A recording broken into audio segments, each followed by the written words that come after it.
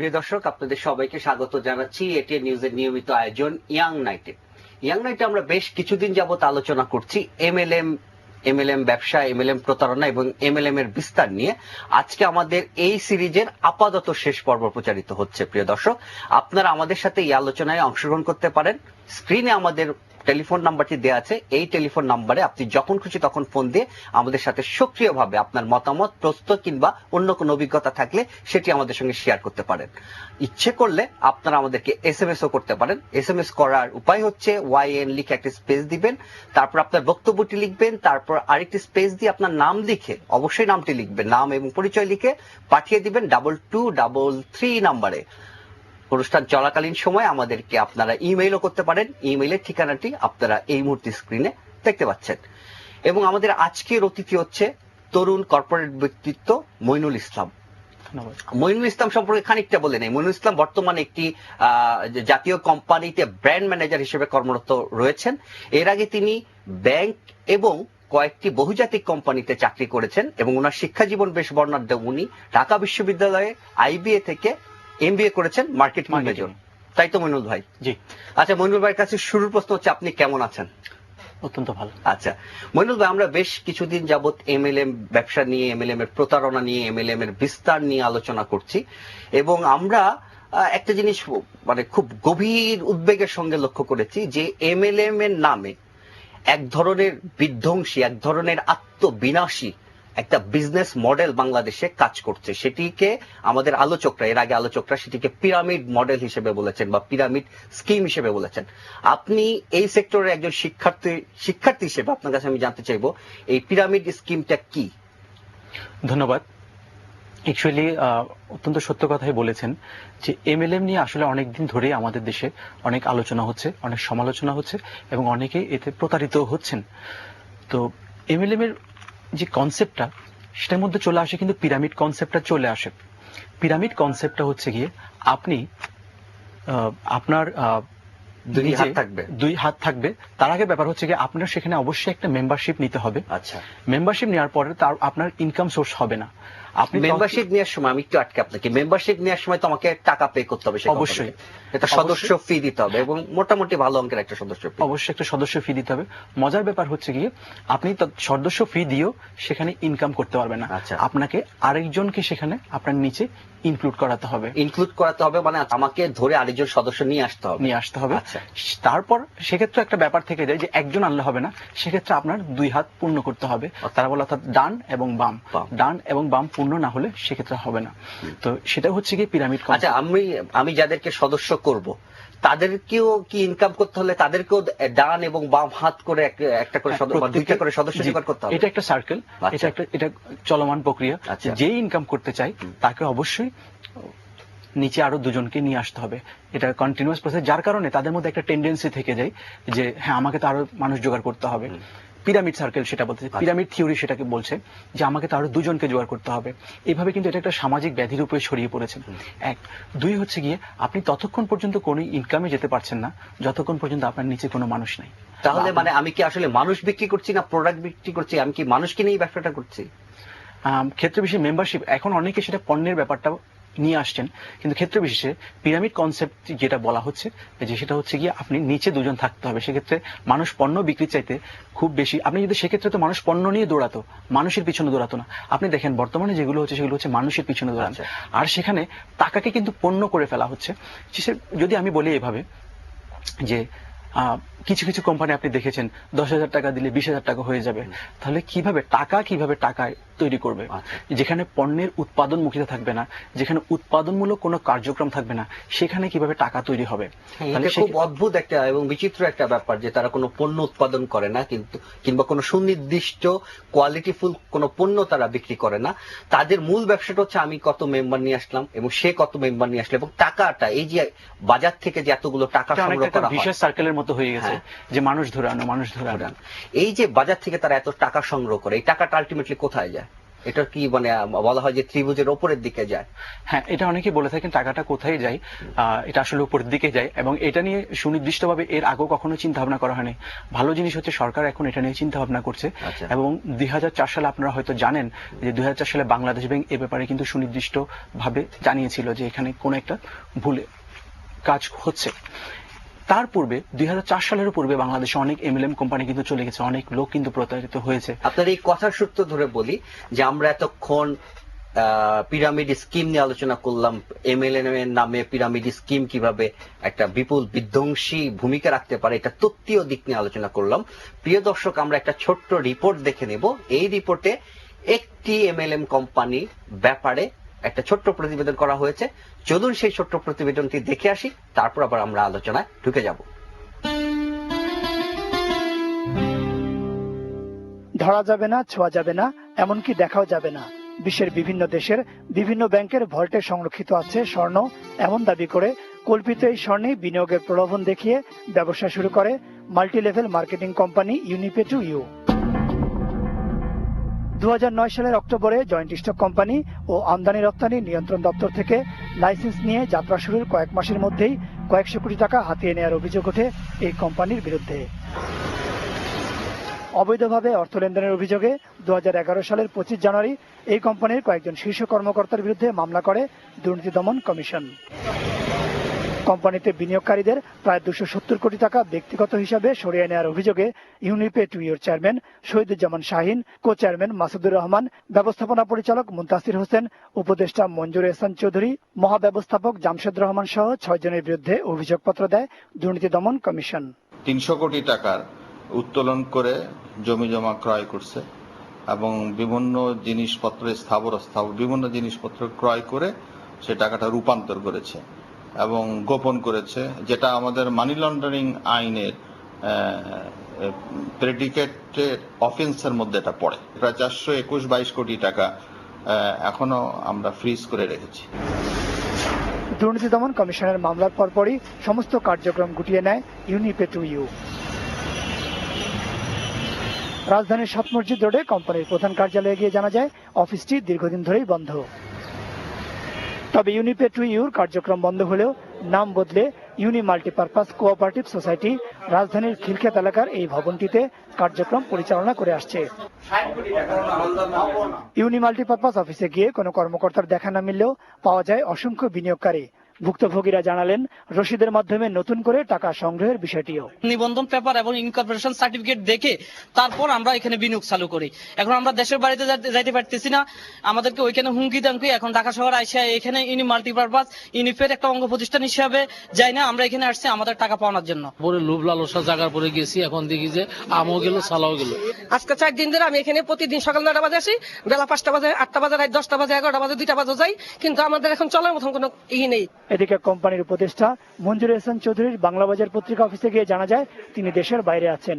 আর কোম্পানির চেয়ারম্যান শহীদুজ্জামান শাহিনের খুলনার বাসায়ও কাউকে পাওয়া যায়নি। ইউনিপে টু ইউর শীর্ষ কর্মকর্তাদের বিরুদ্ধে আইনি কার্যক্রম চলছে বলে জানালেন দুর্নীতি দমন কমিশনের আইনজীবী খুরশেদ আলম।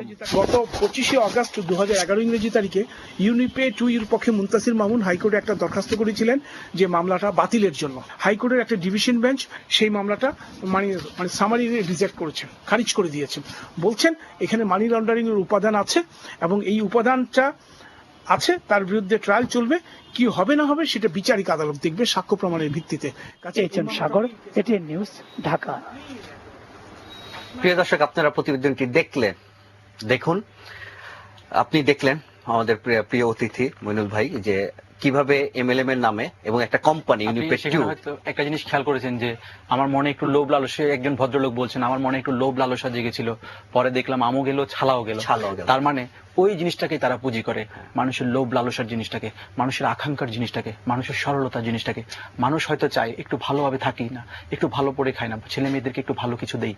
এই সুযোগটাকে কিছু সংখ্যক কোম্পানি কাজে লাগায় এবং কাজে কিভাবে লাগে আমরা একটা ফোন নিয়ে নেই, তারপর আবার সেই কাজে লাগানো এবং স্বর্ণের স্বপ্ন দেখিয়ে কিভাবে আম এবং ছালা কেড়ে নেওয়া হয় তিনি আরো বিস্তারিত আলোচনা করবো। তার আগে আপনার অনুমতি নিয়ে একটা ফোন নিয়ে নিই। প্রিয় দর্শক, আপনার নামটি বলুন, আপনার প্রশ্নটি করুন। আমি শ্রীমঙ্গল থেকে লিটন নাম বলছিলাম। জি লিটন, বলুন।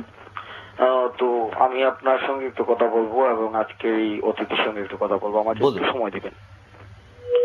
আপনারা যে আপনি এবং আজকের অতিথি, গতকালকের অতিথি, আমি আপনাদেরকে বলবো স্পেশালি, আমরা বোধহয় লাইনটি মানে আমি শুনতে পাচ্ছি না আমাদের লাইনটি। হ্যাঁ, হ্যালো, শুনতে পাচ্ছেন হ্যাঁ আপনি? ভাইয়া শুনেন, আমি যে কথাটা বলছি, জি, আপনি এবং আগামীকালকে, গতকালকের অতিথি এবং আজকের অতিথি দুইজনকে আমি স্পেশালি বলবো, নেটওয়ার্ক মার্কেটিং সম্বন্ধে কোনো কথা বলার আগে নেটওয়ার্ক মার্কেটিং সম্পর্কে জানুন। আর ডেস্টিনি 2000 লিমিটেডের মার্কেটিং প্ল্যানটা আপনারা যদি দেখে আসতে পারেন, তাহলে আমার মনে হয় আপনারা বিজ্ঞতার পরিচয় দিতে পারবেন। আজকে যে কথাগুলো বলছেন সেগুলো টোটালি অজ্ঞতার পরিচয় দিচ্ছেন। আচ্ছা, অসংখ্য ধন্যবাদ। আপনি দর্শক, আপনাকে আমাদেরকে ফোন করার জন্য অসংখ্য ধন্যবাদ। আপনার বক্তব্য যেমন শুনলাম, আপনার বক্তব্যের কিছুক্ষণ আগে আমরা একটি প্রতিবেদন দেখলাম এবং আপনারই মতো কোনো দর্শক একটি SMS পাঠিয়েছেন। আমরা সেই SMS টি পড়ে শোনাতে চাই যে SMS-টি, এবং আমি যে জন্য বারবার বলেছি যে SMS পাঠানোর সময় আপনাদের নামটি লিখুন। আপনি যেমন বক্তব্য দিলেন, আরেকজন বক্তব্য দিয়েছেন যে তোর বাপের মাথা। আমাদের অনুষ্ঠান সম্পর্কে একজনের প্রতিক্রিয়া হচ্ছে তোর বাপের মাথা। আপনাদের বক্তব্য আছে, টেলিফোনের বক্তব্য আছে এবং আমরা একটা প্রতিবেদন দেখেছি, তারও বক্তব্য আছে। আমরা কথা বলছিলাম এবং আমাদের একটা নতুন অভিজ্ঞতা হচ্ছে। আমাদের অতিথিকে আমরা জানাতে চাই মনিরুল ভাই যে অনেকে হয়তো ফোন দিয়ে বলছেন বা এরকম অকথ্য ভাষায় SMS, আরো অনেক SMS পাঠিয়েছেন, এগুলো আজকে পড়ার অযোগ্য। অবশ্যই সেটা হবে যখন আমরা, আমাদের মধ্যে একটা মানুষের একটা কমন টেন্ডেন্সি হচ্ছে বিলঙ্গিংনেস চলে আসে। আমি সেটা অন্যায় করি আর ন্যায় করি যখন আমি কন্টিনিউয়াসলি একটা প্রসেসের মধ্যে থাকি, যখন একটা সারাউন্ডিংস এর মধ্যে থাকি, তার প্রতি একটা বিলঙ্গিংনেসটা চলে আসে। আর সেটা যদি হয় অর্থনৈতিক সম্পর্কিত বিষয়, তাহলে অবশ্যই সেখানে তো মানুষ সেটা মেনে নেওয়াটা অনেক কষ্টকর। আর আমরা যেটা বলছি, মানুষকে কিভাবে এই যে সুযোগটা নিচ্ছে, এই যে একটা ভালো থাকা, ভালো খাওয়া পড়ার, এই যে উনি ফোন দিলেন, যে বললেন নেটওয়ার্ক মার্কেটিং সম্পর্কে, তো বেসিক্যালি ওনারা ওই পথে, বা আমি কোনো পার্টিকুলার কোনো কোম্পানির কথা এখানে আমি বলছি না, আমি সব এই ধরনের কোম্পানির কথা যারা বাংলাদেশের মানুষের সাথে ইতিপূর্বে প্রতারণা করেছে এবং করছে যারা, তাদের কথা বলছি যে তাদেরকে তো অবশ্যই পরিপূর্ণভাবে মগজ ধোলাইয়ের মাধ্যমে তো ওখানে আনা হয়। তো সেক্ষেত্রে আমার ধারণা যে অনেকে হয়তো মানে যারা এই মুহূর্তে হয়তো ডেস্টিনির সদস্য যারা আছেন, তারা হয়তো এই মুহূর্তে আতঙ্কিত বোধ করছেন এবং আতঙ্ক থেকে হয়তো এই ধরনের ভাষা ব্যবহার করছেন। যেটি হয়েছিল যখন ইউনিপে 2 নিয়ে যখন প্রথমে গুঞ্জন শুরু হলো, তারা অনেক আতঙ্কিত হয়ে এই ধরনের ভাষা ব্যবহার করেছেন এবং আমরা শেষমেশ এই ইউনিপেড 2 এর পরিণতিটাকে আমরা কিছুক্ষণ আগে একটা প্রতিবেদনের মাধ্যমে দেখলাম এবং আমি পরিপ্রেক্ষিতে আরেকটি মেইল পড়ে শোনাতে চাই আপনাকে। এটি লিখেছে অদ্ভুত ছেলে নভেল, তিনি আমাদেরকে একটি মেইল পাঠিয়েছেন। ভাইয়া সালাম নিবেন, আমি শুভ। আমি ডেস্টিনি সম্পর্কে কিছু বলতে চাই। ডেস্টিনি সাধারণ মানুষে খুঁজে নিলাম নানা ধরনের স্বপ্ন দেখায়। ডেস্টিনি ডিস্ট্রিবিউটর আর রাস্তায় আপনাকে দেখে বলে উঠে, এটা আমাদের জন্য নতুন অভিজ্ঞতা, ডায়মন্ড কেমন আছেন। ডায়মন্ড হচ্ছে তাদের মানে সর্বোচ্চ একটি সদস্য পদের নাম এবং আপনাকে স্বপ্ন দেখে যে আপনিও একদিন ডায়মন্ড হবেন, গাড়ি হবে, আপনার বাড়ি হবে, এসব নানা কথা বলে স্বপ্ন দেখায়। কেননা তারা আসলে মানুষ খুঁজে, এই স্বপ্ন দেখিয়ে তারা মানুষ, যেটি আপনি বলছিলেন আপনার আলোচনার শুরুতে, যে তাদের কোনো প্রোডাক্ট নেই, তাদের আসল প্রোডাক্ট হচ্ছে মানুষই হচ্ছে তাদের পণ্য। তারা মানুষ নিয়ে আসে এবং মানুষকে আরেকটা মানুষ নিয়ে আসতে বলে, তারা আরো মানুষ নিয়ে আসে। আমার কথা হচ্ছে মইনুল ভাই, যেইভাবে যখন মানে একজন, আমি ধরলাম যে এই ব্যবসাটি চললো বাংলাদেশে, দিনের পর দিন চললো, বাংলাদেশের জনসংখ্যা তো 15 কোটি, যেদিন 15 কোটি মানুষ এই ত্রিভুজের মধ্যে ঢুকে যাবে, তখন সর্বশেষ লাইনে যারা আছেন তারা আর কোন মানুষ ধরবেন এবং এই ব্যবসার পরিণতিটা কি হবে? ধন্যবাদ। এটার জন্যই বিশ্বের অনেক দেশে কিন্তু পিরামিড মডেলটাকে অবৈধ ঘোষণা করা হয়েছে।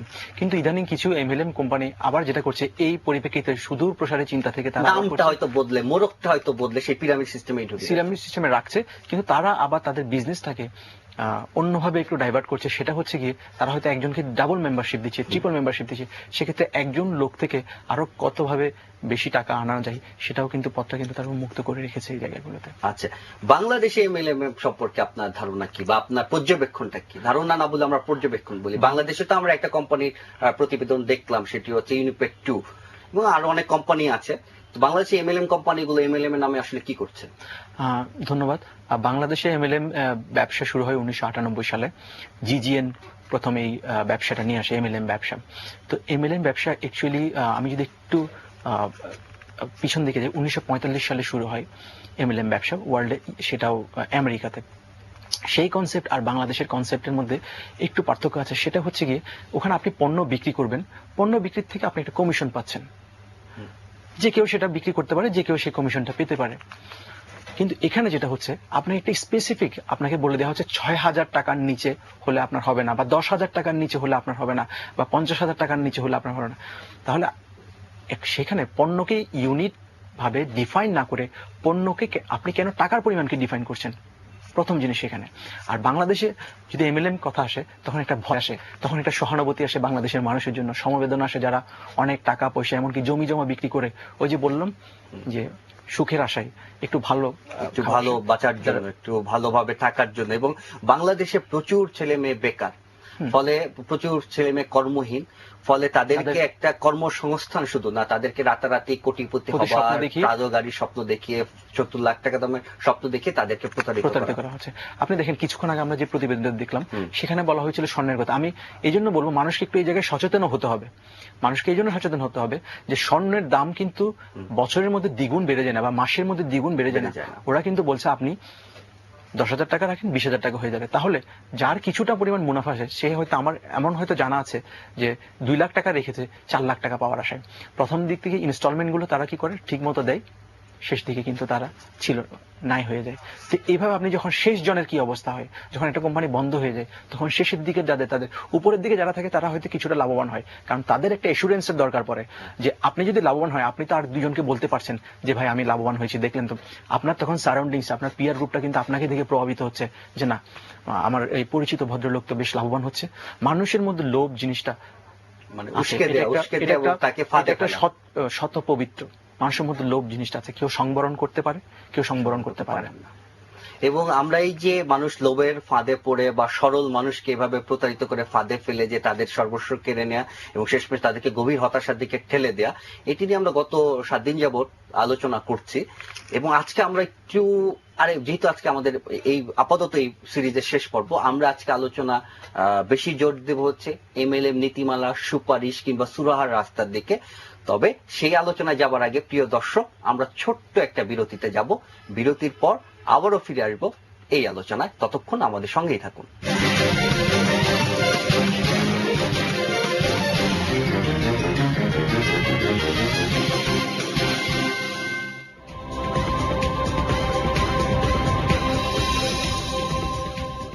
ফাহিম, দাঁত ব্রাশ প্রতিদিন, দাঁত ব্রাশ।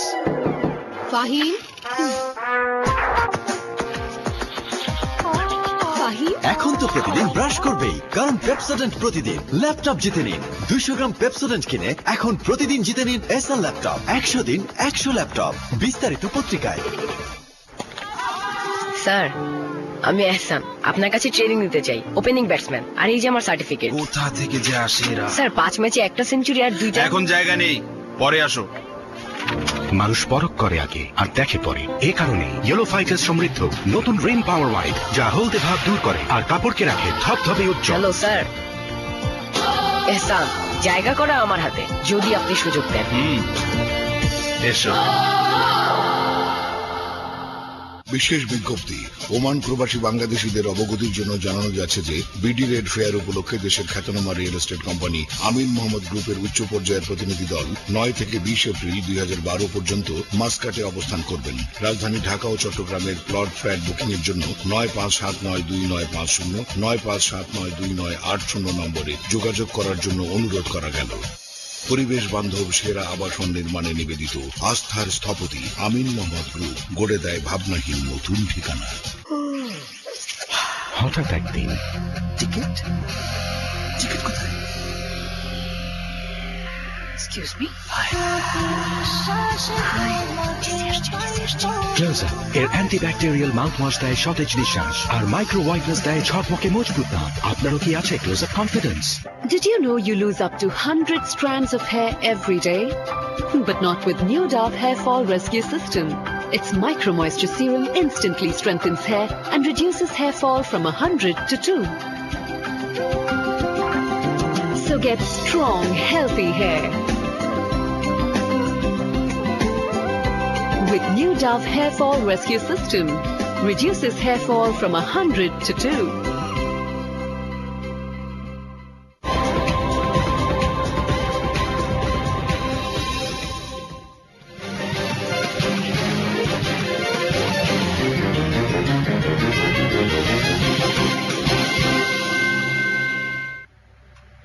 প্রিয় দর্শক, আপনাদের সবাইকে আবারও স্বাগত জানাচ্ছি এটি নিউজের নিয়মিত আয়োজন ইয়াং নাইটে। ইয়াং নাইটে আমাদের আজকে অতিথি হচ্ছে মইনুল ইসলাম, তরুণ কি বলা যায় কর্পোরেট ব্যক্তিত্ব।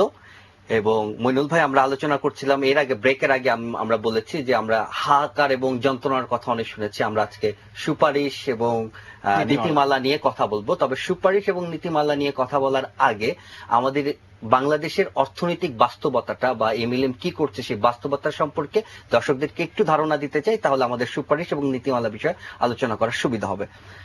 এমএলএম ব্যবসা বা এই পিরামিড জাতীয় ব্যবসা কোন দেশের অর্থনীতিতে কি ধরনের প্রভাব ফেলে বলে আপনার মনে হয়? ধন্যবাদ। এমএলএম ব্যবসা যদি সঠিক নীতিমালার মাধ্যমে হয় এবং সেখানে যদি পণ্যের বা উৎপাদনমুখিতার ব্যাপার থাকে, সেটা অবশ্যই উৎপাদনমুখিতা, আমি আবারও বলছি উৎপাদনমুখিতার ব্যাপার থাকে, সেটা অবশ্যই অর্থনীতির জন্য ভালো। কিন্তু উৎপাদনমুখিতার ব্যাপার যদি না থাকে, সেটার বহুমুখী প্রভাব কিন্তু আপনি কোনোভাবেই অস্বীকার করতে পারবেন না। এই বহুমুখী প্রভাবটা কিন্তু ইতিবাচক প্রভাব নয়, এটি নেতিবাচক প্রভাব।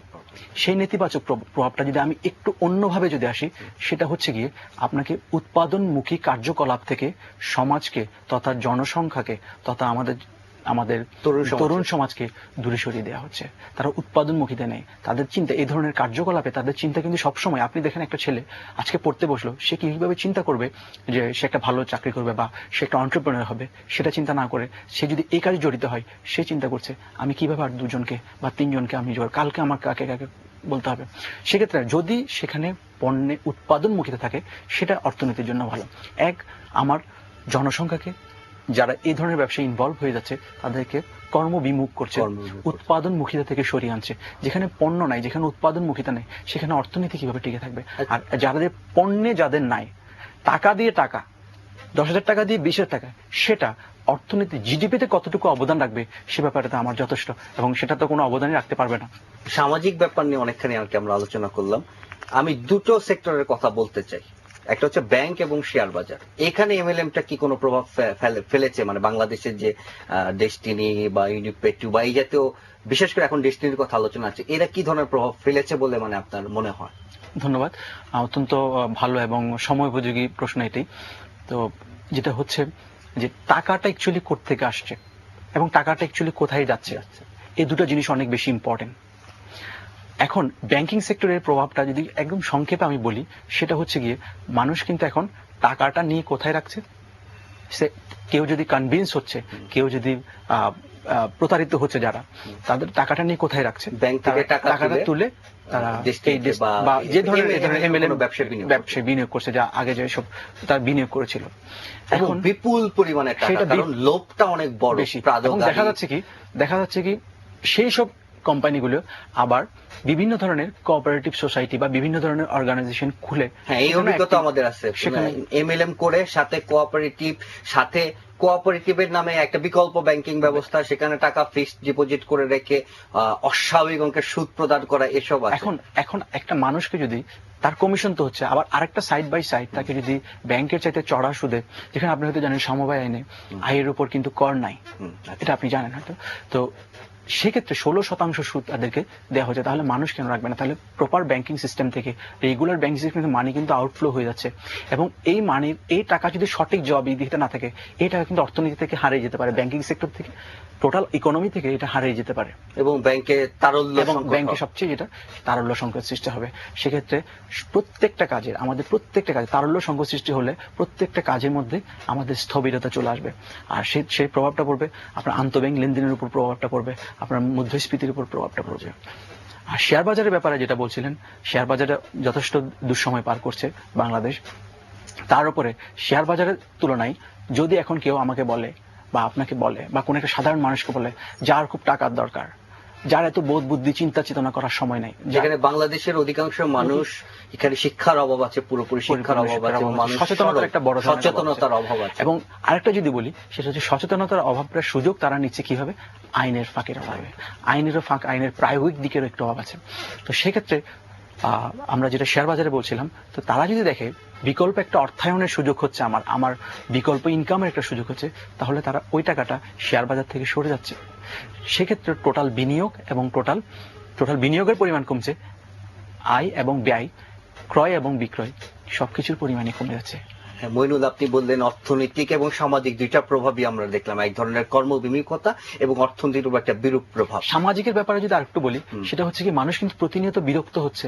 আপনি দেখেন আপনার পিছনে কয়জন, আমি একজন আমার পরিচিত একজনকে চিনি, যিনি শুধুমাত্র এরকম আগের একটি অনেক পুরাতন একটা এমএলএম থেকে বাঁচার জন্য শুধুমাত্র লোক আসলে টাকা দিয়ে দিত, ভাই টাকাটা নিয়ে যাও, তারপর আমাকে প্রতিদিন বিরক্ত করো না। তাহলে এই যে কন্টিনিউয়াস, এটা কিন্তু আপনি যেখানে জড়িত নন, আপনাকে কিন্তু ডিস্টার্ব করছে। কেউ একজন পরিচিত আসলো, এই যে আপনাকে তার বেনিফিটটা বুঝালো, আপনাকে কিভাবে ডান হাত বাম হাতের ব্যাপারটা বুঝালো, তখন কিন্তু আপনার কারো কর্মমুখী সময় নষ্ট হচ্ছে। সেটা আপনি ছাত্র হন, সেটা আপনি শিক্ষক হন, সেটা আপনি কর্মজীবী হন, ব্যবসায়ী হন। আচ্ছা, এবং এই কথাগুলো বলার ফাঁকে আপনি বললেন যে আইনের একটি ফাঁক রয়েছে, ঠিক আছে, বা আমাদের হয়তো এই সুনির্দিষ্ট কোনো আইন নেই। আপনি যদি আইন প্রণেতা হতেন, আপনি একজন তরুণ কর্পোরেট ব্যক্তিত্ব এবং এই সেক্টরের নিয়ে পড়াশোনা করেছেন, আপনি যদি আইন প্রণয়ন করেন, কারণ আমরা এই আমাদের অভিজ্ঞতায় দেখছি যে আজকে হয়তো ডেস্টিনি নিয়ে কথা হচ্ছে, প্রচুর রিপোর্ট হচ্ছে, পত্রিকায় লেখা ছাপা হচ্ছে, ওকে ফাইন।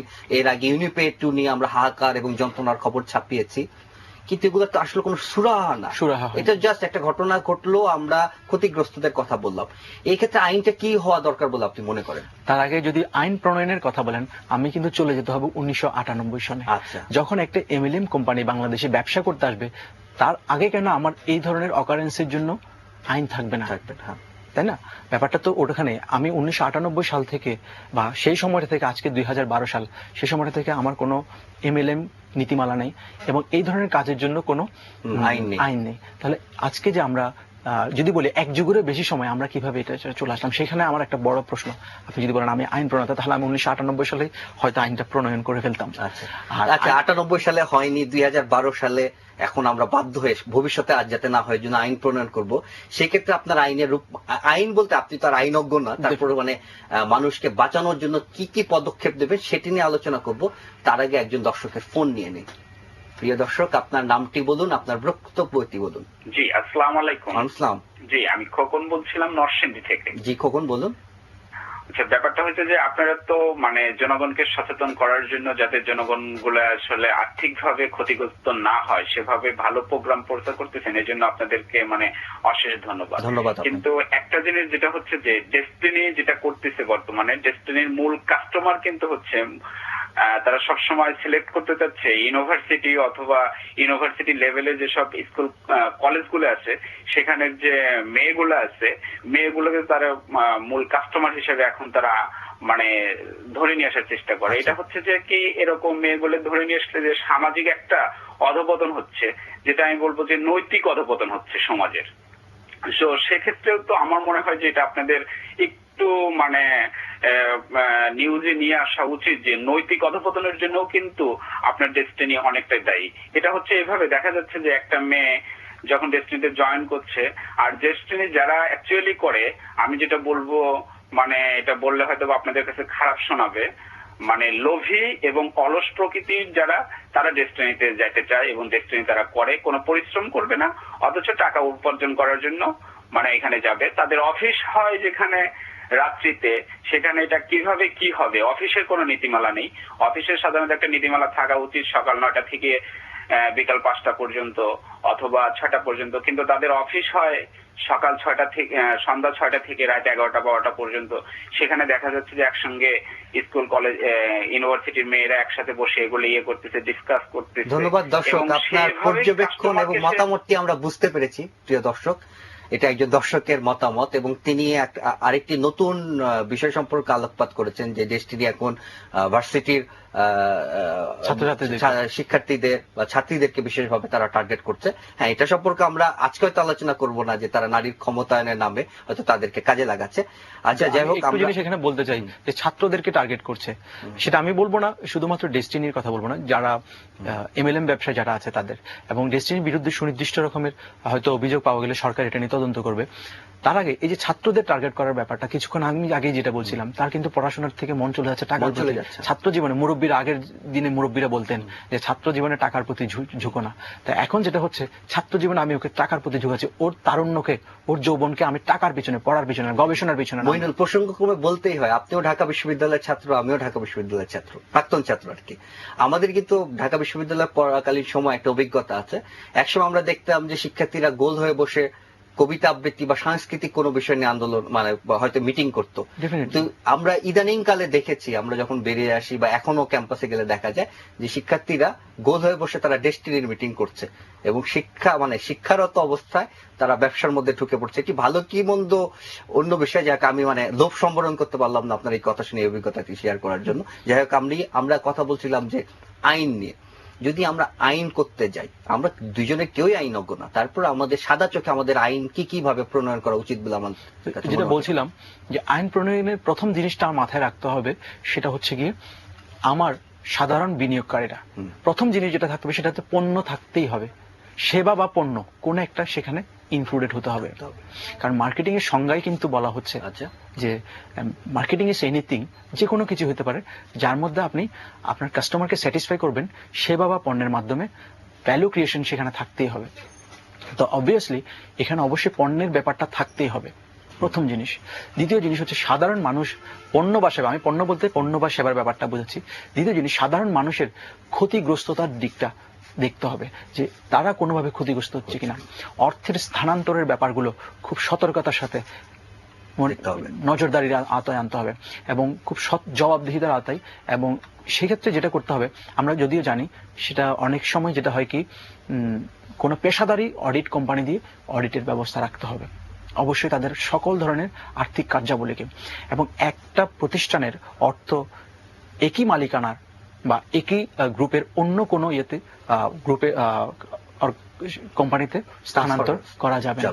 এবং সেটা যদিও করতে, সেটা প্রপার অনুমতির মাধ্যমে করতে হবে, যথাযথ নিয়ম কানুনের মাধ্যমে সেটা করতে হবে। আরো দুটো বিষয় কি আইন করা দরকার না? যেমন ধরেন যে এইসব এমএলএম কোম্পানি আপনাকে অনেক ক্ষেত্রে 50% লাভের অফার দেয়, অনেক ক্ষেত্রে 20%, অস্বাভাবিক একটা সুদের হার দেখে, ইন্টারেস্ট হার দেখায়, যেটা হয়তো বাংলাদেশ ব্যাংকের ধরে দেয়া বা আমাদের প্রচলিত ব্যাংকিং ব্যবস্থায় যে সুদের হার আছে বা যে লভ্যাংশ আমরা দেই তার দ্বিগুণ কিংবা 3 গুণ।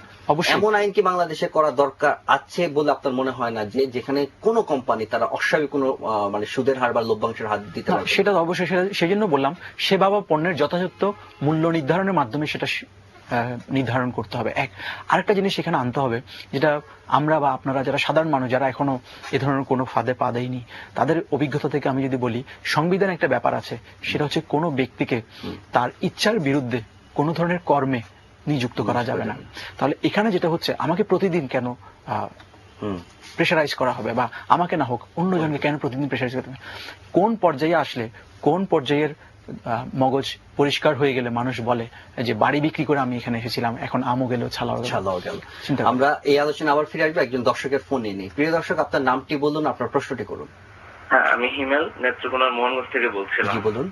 আসলে আমাকে একটু সময় দিবেন। বিষয়টা হচ্ছে যে আমি প্রথমত বলতে চাই যে এটিএন নিউজে যারা ফোন করতেছে দর্শক, তারা আসলে কতটুকু বুঝেন, যে তারা এত কিছু বুঝেন যে এখানে অতিথি যারা আসতেছেন সবাইকে তারা মোটামুটি 4-5 দিন যাবত আমি অনুষ্ঠানটা দেখতেছি, কিন্তু আমি আসলে অনেকবার ট্রাই করতেছি শুনে যে আসলে এই কথাগুলো বলার জন্য ওই দর্শকদেরকে যারা ডেস্টিনির কাছ থেকে ওই মগজ ধুলাইটা পাইছে।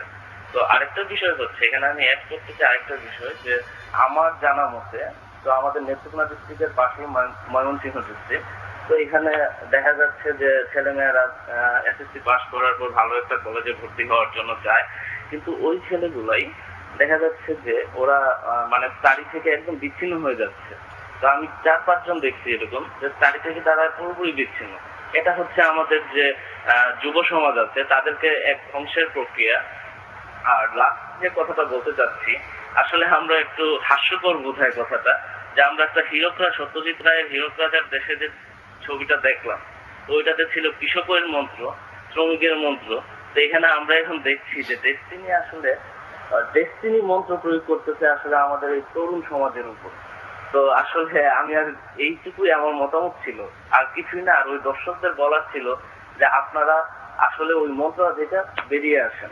ধন্যবাদ আপনাকে, এবং আপনার আপনার সুবিধার জন্য বলছি, আমরা যে SMS গুলো পাচ্ছি, বেশ কিছু SMS আপনার সমস্যা নিয়েও পাচ্ছি, এবং কিছু SMS পাচ্ছি যে অমুক পত্রিকার দালাল, অমুকের দালাল, তমুকের দালাল।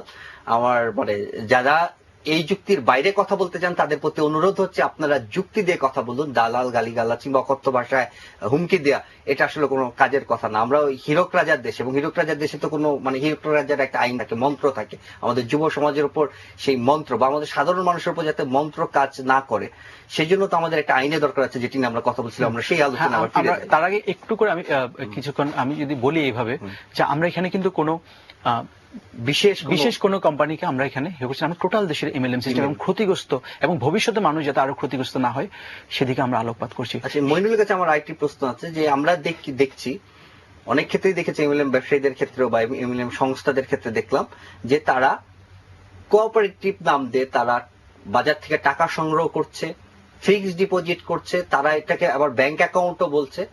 ব্যাংক ছাড়া, রাষ্ট্রায়ত্ত ব্যাংক ছাড়া বা সরকার অনুমোদিত বেসরকারি ব্যাংক ছাড়া আর কারো কি এই জাতীয় অধিকার আছে যে তারা ব্যাংকিং ব্যবস্থা চালু করবে বাংলাদেশে? ধন্যবাদ। এই ধরনের কোনো এখতিয়ার নাই, প্রথম জিনিস। দ্বিতীয় জিনিস হচ্ছে গিয়ে কিছু মাল্টি পারপাস কোঅপারেটিভ সোসাইটি যারা বলছিলেন যে এমএলএম সাথে আবার এসব করছে, তাদের যেটা হচ্ছে তারা সমবায় অধিদপ্তরের অধিভুক্ত। তারা সম্পূর্ণভাবে ব্যাংকের মতো, এটা পত্রিকায় এসেছে, বেশ কয়েকটি পত্রিকা এসেছে, ব্যাংকের মতো করে তারা সঞ্চয়ী হিসাব রাখছে এবং স্থায়ী আমানতের উপর সুদ দিচ্ছে। এবং সেই যদি আপনি চিন্তা করেন তাদের মূলধনের পরিমাণ গিয়ে দাঁড়িয়েছে ৩,০০০ কোটি টাকার উপরে, যেটা 5 বছর আগে ছিল মাত্র অল্প কিছু 5 কোটি টাকা। এখানে ব্যাপারটা থেকে যায় যে এত দ্রুত এইখানে আরেকটা নেগেটিভ ইফেক্ট রয়ে গেছে। কারণ আপনি হয়তো জানেন সমবায় আইনে যে ব্যাপারটা আছে, যে সমবায় আইনে শেয়ার হোল্ডারদের বা আমানতদারদের যারা শেয়ার হোল্ডার, সমবায় কোনো কারণে যদি সেটা ওয়াইন্ড আপ হয়ে যায়, বিলুপ্ত হয়ে যায় বা ব্যবসার অবসায়ন হয়ে যায়, তাহলে কিন্তু তার দায় সকলের ঘাড়ে নিতে হবে, বিনিয়োগের সমানুপাতে নিতে হবে। কিন্তু আমার প্রশ্ন, ওই জায়গাতে বিনিয়োগের সমানুপাতে যখন ওয়াইন্ডিং আপ হয়ে যাবে, যখন ব্যবসার অবসায়ন হয়ে যাবে, তখন নিবে। কিন্তু তার আগে কি দায়িত্বটা কি, লভ্যাংশটা কি সে কি পাচ্ছে ওইভাবে, তার দায়িত্বটা কি সে ওইভাবে পাচ্ছে, এই জিনিসটা সাধারণ মানুষ অনেকে জানে না। এইটি নিয়ে আমরা আরেকটু কথা বলবো, তার আগে একটা দর্শকের ফোন আছে, তার ফোনটি নিয়ে নিই। প্রিয় দর্শক, আপনার নামটি বলুন, আপনার বক্তব্য অথবা আপনার প্রশ্ন। আচ্ছা, আমি সিলেট থেকে বলতেছি, আমার নাম সাখাওয়াত হোসেন। জি বলুন। আমি বিষয়ে আলাপ করতে যাচ্ছি। এটা ঠিক আছে, উনি যেটা বলছেন বাংলাদেশের প্রথম যেটা আসে ডিডিএল, এটা মিয়া থাস আনছিলেন এবং রফিকুল আমিন এটার সাথে ছিলেন জড়িত। কিন্তু রফিকুল আমিন সাহেব পরে এখান থেকে বেরোয় নিউতে করলেন, তারপরে ডেস্টিনি করলেন। এবং ডেস্টিনি আসলে রফিকুল আমিন, আমি ব্যক্তিগতভাবে ওনার সাথে অনেক কথা বলছি, উনি এমন এক ধরনের মানুষ যাকে কোনো কিছু দিয়ে আপনি আটকাতে পারবেন না। সারা বাংলাদেশের মানুষ যদি উনাকে বোঝায়, উনি আটকাবে না, আমি জানি। কারণ উনি কথায় খুব তীক্ষ্ণ এবং যেটা হচ্ছে গিয়ে এইটার ভবিষ্যৎ খুব খারাপ। নেটওয়ার্কিং মার্কেটিং সম্পর্কে আমি যতটুকু জানি, তৃতীয় বিশ্বের দেশগুলোতে এটা চলে। কিন্তু আমার বাইরে, যেহেতু আমি সিলেটে থাকি, আমার বন্ধু বান্ধব অনেকে আছে বাইরে, তারা এই সম্বন্ধে বলে হাসি শুনলে বলে এগুলা তো আমি শুনছি, এগুলার কোনো ভিত্তি নাই এবং এগুলা কোনো আসলে কি নেই। এবং এদের মূল প্রবলেম হচ্ছে গিয়ে পুশ সেল করা। যে প্রোডাক্ট আমাদের দেশে চলে না, যে প্রোডাক্ট আপনি পাবেন না মার্কেটে, সেটি ওরা চালাবে, পুশ সেল করবে। এবং এইটার দাম যেহেতু আপনি মার্কেটে পাবেন না, সেহেতু এটার দাম যে হাই না লো আপনি বুঝতেছেন না, আপনি প্রতারিত হচ্ছেন, টোটালি প্রতারিত। এবং এরা রফিকুল আমির সাথে যারা যারা আছেন, এদের সত্যি কথা, আমি ওদের কিছু, আমি যেহেতু এই লাইনে ছিলাম কিছুদিন ধরে, আমি এখান থেকে বেরিয়ে আসছি আল্লাহ রহমতে, আমি ফ্রেশ হয়ে গেছি। কিন্তু এরা কিছু ট্রেনিং প্রোগ্রাম নেয়, সেখানে আপনাকে কিভাবে মানুষকে বুঝাইতে হয়, তারা সেই ব্যাপারে ভীষণ দক্ষ, এটা আমাদেরও কোনো সন্দেহ নেই। কারণ কথায় আছে যে খলের ছলের অভাব হয় না। প্রিয় দর্শক, আপনার মতামতের জন্য ধন্যবাদ। আমাদের সময় খুব স্বল্প, আমাদের আরো অনেক দর্শক লাইনে আছেন। তার চাইতে বড় কথা, আমাদের অতিথি আছেন। আমরা নীতিমালা নিয়ে একটু কথা বলতে চাই। এই যে তিনি একজন ব্যক্তির কথা বললেন যে তার সঙ্গে কথায় পারা যায় না, তিনি একটি প্রতিষ্ঠানের কথা বললেন তাদের সঙ্গে কোনোভাবে পারা যায় না, এরকম ব্যক্তি যাতে বাংলাদেশে কাজ করতে না পারে, এমন প্রতিষ্ঠান যেন মানুষকে সর্বশান্ত করতে না পারে, এই জন্য তো আমাদের সরকারি ভাবে বা জাতীয় ভাবে একটা রাষ্ট্রীয় নীতিমালা থাকা দরকার। এই নীতিমালার ব্যাপারে মনে হয় আপনার কাছে জানতে। অবশ্যই সরকারি ভাবে অবশ্যই একটি নীতিমালা থাকা দরকার, সেটা হচ্ছে এমএলএম নীতিমালা, যে ব্যাপারে সরকার হয়তো কিছুদিন আগে এই ব্যাপারে একটি পদক্ষেপ নিয়েছে খসড়া নীতিমালা তৈরির ব্যাপারে। তো সেক্ষেত্রে যেটা আসে সেটা হচ্ছে গিয়ে, আমি একটু দর্শকের কথায় তার একটু ফেরত যাব, সেটা হচ্ছে আমরা সৎভাবে কেউ কাজ করলে আমরা তাকে আটকানোর জন্য আমরা কিন্তু সরকারও চাচ্ছে না, মানুষও চাচ্ছে না, কিন্তু অন্যায় যা মানুষ যাতে আর ফার্দার প্রতারিত না হয়, আর যাতে তাদেরকে সর্বশান্ত হতে না হয়, সেজন্যই কিন্তু এই নীতিমালার কথা আসছে, সেই জন্য কিন্তু এই সচেতনতার কথা আসছে। তো সেই ক্ষেত্রে যে ব্যাপারটা নীতিমালার যেখানে অবশ্যই একটা সুনির্দিষ্ট নীতিমালা থাকতে হবে যে কিভাবে চলবে, কি ধরনের মানে বাংলাদেশ একটা দেশে ইউনিপে এসে টাকা নিয়ে যাবে, যুবক এসে টাকা নিয়ে যাবে আকাশ থেকে, সেটা যেটা বললাম নীতিমালার কথাতে যেখানে ছিলাম যে টাকা দিয়ে তো টাকা সম্ভব না, টাকা দিয়ে 10,000 টাকা জমা দিলাম, সেখানে সেবা বা পণ্যের কোনো ধরনের অস্তিত্ব থাকবে না, সেটা তো সম্ভব না। 10,000 টাকা দিলাম 20,000 টাকা হয়ে যাবে, কিভাবে সম্ভব এটা? সেই ধরনের এমন কোন ধরনের কিছু থাকতে পারবে না যেখানে শুধু টাকায় টাকা আনবে, শুধু টাকায় টাকা আনবে। এবং আমাদের সংবিধানে কিন্তু এই জিনিসটা বললাম যে জোরপূর্বক কাউকে কিন্তু আপনি বাধ্য করতে পারবেন না, এবং কর্মহীন ভাবে আপনি টাকাও ইনকাম করতে পারবেন না, কর্মহীন ভাবে যাতে কেউ মানুষের টাকা ইনকাম করার সুযোগ না থাকে। এবং আমাদের সময়, আমাদের আলোচনা বেশ জমে উঠেছিল, কিন্তু আমাদের সময় একেবারে শেষ। মইনুল ভাই, আমাদের মাঝে উপস্থিত থাকার জন্য, এই কথাগুলো শেয়ার করার জন্য আপনাকে অসংখ্য অসংখ্য ধন্যবাদ। ধন্যবাদ আপনাকে, এবং মানুষের প্রতি, সাধারণ জনগণের প্রতি আমাদের অনুরোধ থাকবে যে আপনারা সচেতন হন, স্বল্প লাভের জন্য আপনারা দৌড়াবেন না। এবং প্রিয় দর্শক, দুর্ভাগ্যজনক আমাদের অনুষ্ঠানটা হঠাৎ করে সময়টা শেষ হয়ে গেছে, আমরা টেরও পাইনি।